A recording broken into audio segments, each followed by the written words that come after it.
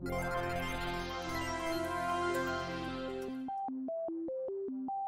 l'enregistrement est lancé, c'est bon, on peut y aller.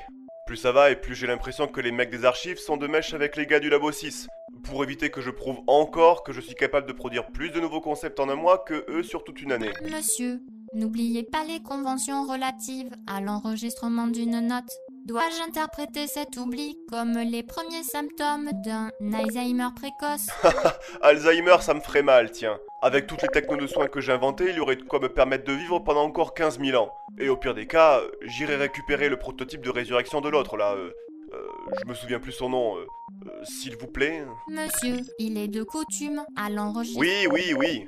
Bon, ici Jonathan Exé, président et directeur du secteur recherche et développement de Codex pour cette archive numéro 2, et qui songe actuellement à potentiellement foutre l'entièreté du secteur des archives au chômage. Monsieur, nous en avons déjà parlé. Le licenciement du secteur archives aurait 93,218% de chances de mener à un procès qui pourrait coûter 400 344 $. Oui, ok. Et nous n'aurions plus de secteur pour ranger nos archives. Bon, d'accord. Alors, ils veulent quoi cette fois-ci exactement? Ces messieurs des archives ont formulé la demande suivante.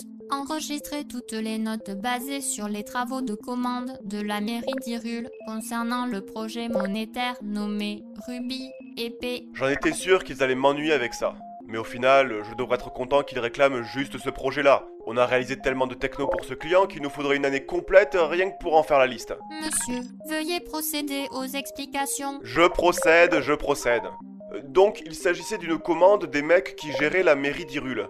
Des types un peu bizarres et très franchement, ça a été dur de les comprendre au début. Tu sentais que c'était des mecs de la campagne, hein. Mais bon, entre deux baragouinages, je finis par comprendre que les mecs voulaient relancer l'économie de leur pays à l'aide d'un nouveau système monétaire. Sans plaisanter, mais est-ce que je ressemble à un économiste? Les gars viennent contacter une compagnie d'ingénierie pour qu'on leur dise comment acheter leurs patates? Sérieusement? Monsieur, vous omettez la seconde raison à leur demande. Oh oui, excuse-moi. Ils voulaient que cette monnaie encourage les gens à sortir de chez eux et se déplacer dans la nature. Non mais franchement, je peux vous dire que quand j'ai vu l'intitulé du cahier des charges au départ, j'étais pas super emballé. Après tout, j'avais pas monté cette compagnie pour encourager Mémé à faire son jogging le dimanche au lieu de rester devant Drucker. La demande du client, après le temps de réflexion alloué à tout nouveau projet, était un ensemble d'objets transportables comportant les propriétés de 1. Être utilisable comme monnaie d'échange reconnaissable. 2. Disparaître de sa position courante passé un certain délai. 3. Apparaître dans un point relais local stratégiquement positionné. Bon, finalement, quand j'ai commencé à y réfléchir, je me suis dit qu'il y avait moyen d'inventer quelque chose de nouveau avec ça. C'est sûr que le coût de la monnaie qui disparaît pour retourner à un endroit, c'est pas loin du fonctionnement standard de l'économie, non? C'est juste une manière plus concrète de l'appliquer.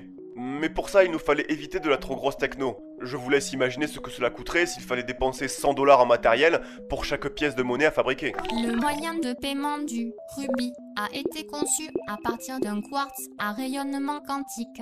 Il peut être récupéré par une personne tout en conservant sa position d'origine. En effet, l'état quantique du Ruby lui permet d'être à deux endroits à la fois. Eh oui! Au final, c'était bien plus efficace et beaucoup moins coûteux de faire en sorte que le rubis soit à deux endroits à la fois, à savoir dans ta poche, en plus de là où tu l'as récupéré, plutôt que d'avoir à faire un énième système de téléportation. En plus, depuis la commande de l'UAC, la téléportation, on essaye d'éviter le plus possible. On n'est jamais à l'abri d'une mauvaise brèche. Au cœur du Ruby est intégré un noyau mémoriel contenant les informations sur sa localisation d'origine. En disposant le rubis dans une jarre rétroquantique, le noyau du rubis est excité et ce dernier retourne à sa position d'origine qu'il n'a théoriquement jamais quittée. Ça correspondait à peu près à ce que les mecs de la mairie voulaient. Et là, ils ont commencé à discuter entre eux d'où ils allaient placer la zone de distribution des rubis, mais je leur ai dit stop, c'est là où vous faites erreur. Si vous mettez un centre d'approvisionnement, vos contribuables, ils vont juste faire une petite marche jusque là-bas, se remplir les poches et repartir. En revanche, si vous les disséminez un peu partout dans vos plaines, en les cachant bien dans l'herbe, là, vous pouvez être sûr que Pépé, c'est pas la cueillette des cèpes qui va le faire le samedi après-midi, mais bien celle des rubis. Afin que le fonctionnement de la monnaie soit optimal dans les marchés d'Hyrule, Des jarres rétroquantiques ont été fournies à tout vendeur souhaitant exercer. D'ailleurs, pour réduire les coûts, il n'y en avait qu'une sur deux qui était équipée du système qui permettait aux rubis de disparaître. Les autres, c'était juste de simples conteneurs. Les petits gars du Labo 7, ils l'avaient appelé la jarre de Schrödinger. Ils ont toujours beaucoup d'esprit. N'oubliez pas que ce dossier comprend aussi l'outil de jardinage nommé épée de légende. Je n'oublie pas, je n'oublie pas. C'est sûr qu'au départ, cela ne faisait pas partie du contrat. Mais comme les fonctionnaires d'Hyrule étaient contents de ce qu'on leur avait fait, ils ont proposé une rallonge histoire qu'on leur conçoive un outil pour maximiser la récupération des rubis. La demande initiale était une tondeuse. Ouais, mais c'était beaucoup trop évident. Et c'est pas ça qui aurait fait faire de l'exercice à Gertrude. Si elle utilisait la tondeuse comme un déambulateur, elle pourrait se récupérer une bonne centaine de rubis en à peine un passage. Beaucoup trop simple. Non, il fallait qu'ils utilisent leurs bras. Ça, c'est du véritable sport. L'épée de légende est un outil de jardinage composé d'un pommeau à reconnaissance dynamique et d'une lame de carbone avec un tranchant taillé au nanomètre. Et ça, je peux vous dire que ça a été compliqué à reproduire en imprimante 3D. Sa garde possède un microprocesseur. Par le maintien d'une pression sur le pommeau, le carbone de la lame est chauffé à plus de 1275 degrés. Au moment du relâchement, un liquide de refroidissement de moins de 173 degrés est projeté sur l'un des deux côtés de la lame. Le contact entre les deux températures provoque une violente dépression, ce qui fait tournoyer la lame autour de son porteur. Bon, on a fait en sorte que la pression effectuée sur la garde soit quand même assez significative, histoire d'éviter que mamie perde son bras par inadvertance, si vous voyez ce que je veux dire.